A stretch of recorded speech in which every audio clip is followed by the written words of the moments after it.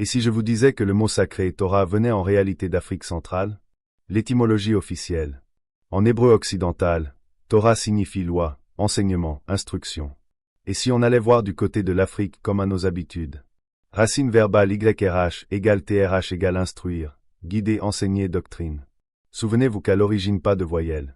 C'est la racine consonantique qui est plus importante. YRH racine hébreu occidental égale TRH racine latine. Donc on s'aperçoit que T égale Y égale voyelle donc nasale on peut l'enlever.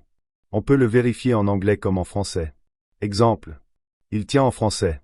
Le T n'est pas prononcé. Balai en anglais ou français le T n'est pas prononcé. Donc le T égale H égale muet égale nasal égale voyelle. L égale R. Radio en français donne l'adio en l'inegala. Ou matra a donné matelas au XVIIIe siècle en latin. Vous êtes maintenant bien armés pour la suite. En l'inegala, entoli ou toli égale conseil, théorie instruction. En kikongo, tila égale atteindre, toucher, guider. Nous avons aussi.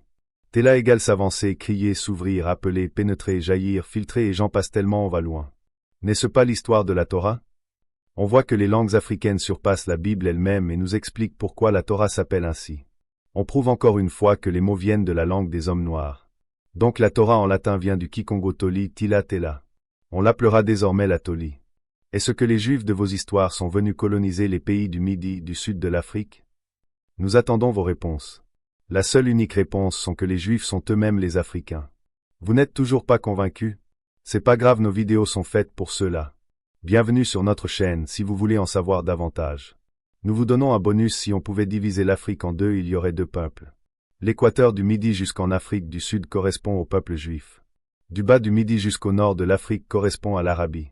Sarah, la femme d'Abraham pour le sud et Hajar pour le nord. Le mont Sinaï pour Hajar, le nord, ce qui est en bas de l'Afrique et Jérusalem le sud qui est en haut pour Sarah. Souvenez-vous que le sud correspond à ce qui est en haut et le nord à ce qui est en bas. Sauvegardez bien cela car on va y revenir souvent. La prochaine fois que vous lirez la Toli dit la Torah en hébreu occidental, souvenez-vous, derrière chaque mot se cache une histoire bien plus grande que nous. Étudions, étudier.